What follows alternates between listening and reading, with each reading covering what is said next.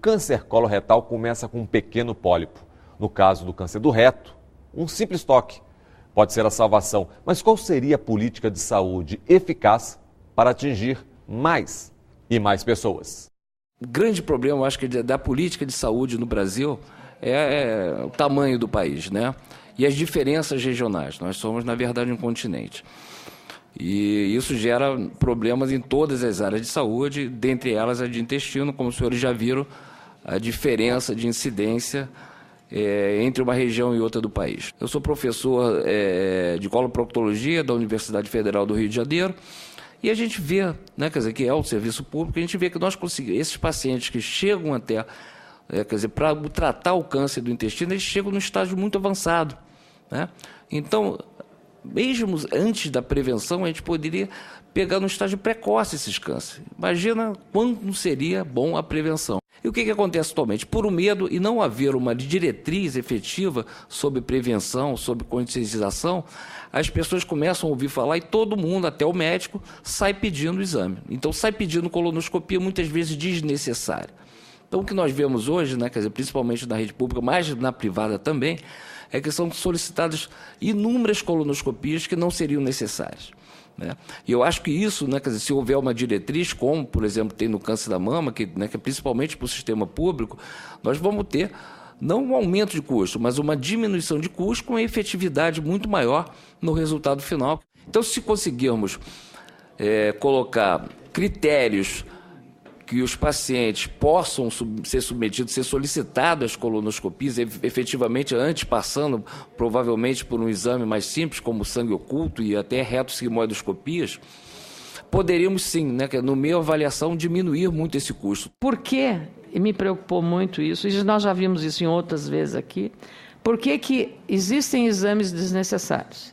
Há a falta de orientação médica. O médico é mais cômodo para ele achar que ele pede isso e aí ele já está, digamos, facilitado a vida dele. Ou a falta também de uma boa formação na especialidade para identificar, independente da colonoscopia, outros procedimentos para realizar isso. Tanto na saúde pública, no SUS que eu faço, quanto na suplementar, diria, não tenho um número exato, que 80% das colonoscopias que eu faço são desnecessárias. Na minha experiência. Eu acho esse número extremamente alto, né? Extremamente alto. Desnecessárias, não diria desnecessárias, né? Eu digo assim, sim, muitos vão ter outras patologias que são importantes. Agora, em termos né, quer dizer, aqueles que vão efetivamente, vamos dizer assim, vamos tirar, que vão efetivamente para uma prevenção de câncer, 80% não se enquadrariam, né, porque tem outras patologias, como doença inflamatória, né, então eu estaria exagerando ficar o 80% de todas as patologias. Mas no câncer, a gente vê que muitos pacientes não têm, e muitos médicos não têm uma orientação. E aí é muito questão da judicialização, né, quer dizer, da medicina. Hoje em dia, o paciente vai lá e o médico com medo, se por acaso o cara não se enquadrar. Eu já operei paciente com câncer coloretal com 17 anos, né? Então, a prevenção nesse seria muito complicada, né? Ele vai sair da média.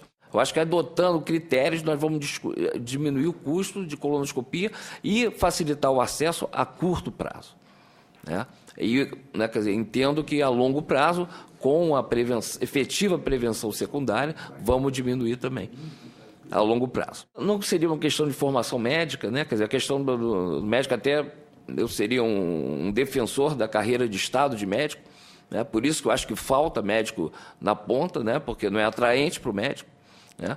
E como seria para o judiciário, juízes, né? Que ele vai ficar ali na periferia, ele vai ficar no interior durante 3, 4, 5 anos, depois ele vai para galgar um outro espaço e no final vai ser consultor. Então, a carreira de Estado para o médico, né? Quer dizer, a Sociedade Brasileira de Coloproctologia vê que seria fundamental, não só para o câncer coloretal, mas para qualquer política de saúde no Brasil. Acho que é importante que nós discutamos a regionalização dos tipos de procedimentos que serão realizados.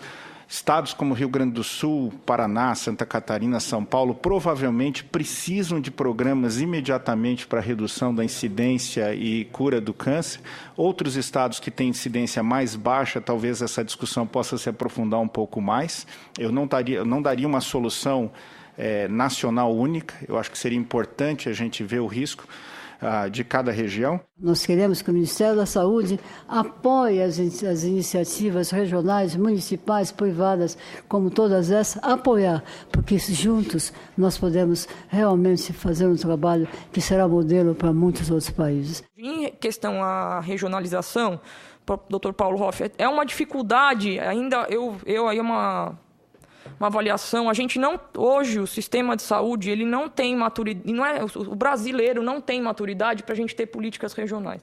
Porque quando eu, enquanto Ministério da Saúde, penso numa política regional, vem um juiz lá, por exemplo, da região norte, lá de vai brigar que não está dando colonoscopia. Então a gente precisa de uma decisão maior que a do Ministério da Saúde para pensar em políticas regionais. Por isso que eu falei da questão da gente ter estados e municípios, porque a gente pode trabalhar em parceria com decisões dos secretários estaduais, e aí a gente talvez não tenha tanto problema com a área da judicialização e pensar isso nacionalmente regionalizado, que eu acho que isso se torna mais viável em vez de inviabilizar o sistema como a judicialização tem feito hoje em grandes etapas. Então, acho que é um jeito da gente pensar em parcerias aí com as secretarias estaduais.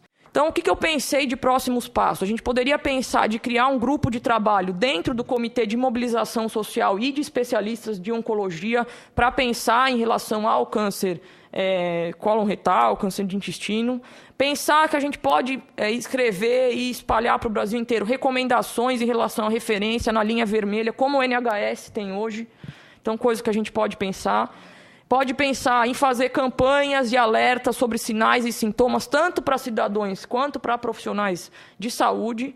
E eu acho que a gente precisa pensar num projeto piloto em uma região de saúde, não só num município ou numa região de um município, para avaliar com mais magnitude, com mais força epidemiológica, a questão da custo-efetividade. Estou acabando. A comparação dos exames de rastreamento, porque a gente sabe a questão do falso positivo com o exame hoje que a gente faz de sangue oculto nas fezes, e a questão da faixa etária, que eu acho que a gente precisa pensar. Vou dizer algo que talvez não foi mencionado ainda aqui, nós estamos falando de testes complexos. De 1/4 até quase 1/3 desses tumores são detectáveis por um toque. A maior parte dos tumores é do lado esquerdo do intestino, e os tumores do reto são de 30% a 40%, e o nosso dedo chega até 7, 8 centímetros, dependendo do tamanho da mão, dependendo do comprimento. Mas muitos desses tumores seriam detectáveis com um toque. E quantas pessoas vão ao médico rotineiramente e nunca fizeram um toque? Então, isso é algo para se colocar. Eu acho que se a gente conseguisse fazer realmente uma política pública, a gente pudesse, e aí... Doutora Patrícia, eu estou falando em realmente com diagnóstico e tal, e a pessoa fosse realmente, né, ainda na fase, ainda não virou, né, um câncer, e a gente pudesse fazer essas intervenções, eu acho que, e acho que foi o doutor Eduardo que falou, o custo, né, ele vai diminuir. Então, talvez a gente estivesse falando em diminuição de custo, né, e não em aumento. É claro que eu entendo as dificuldades, eu acho que a gente tem que tratar as coisas aqui dentro dessa realidade. O país é continental, não, eu acho que tem que priorizar as regiões, acho que o Paulo falou, é importante isso, mas nós temos que começar. Saio convencida daqui de que informação é fundamental, doutora Marisa, que é o ponto da questão, levantado também pela Luciana. E quanto às questões de conteúdo propriamente dito, que são as políticas de prevenção primária, prevenção secundária, o exame de sangue nas fezes, ou colonoscopia, ou o próprio, esse que me chamou a atenção, do DNA circulante, é isso ser, digamos, prosseguir como debate no Maio Laranja e permanentemente estar na agenda das políticas públicas de saúde. O Em Discussão fica por aqui. Você também pode acessar o programa pela internet www.senado.leg.br/TV. Participe, mande sua mensagem, obrigado pela companhia e até o nosso próximo Em Discussão.